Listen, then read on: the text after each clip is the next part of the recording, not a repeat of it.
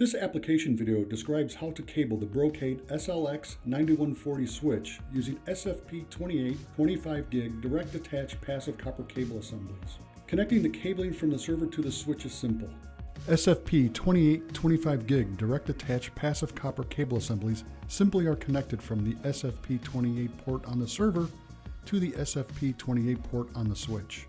Attach the slack cable assemblies into the horizontal D-ring open access cable manager.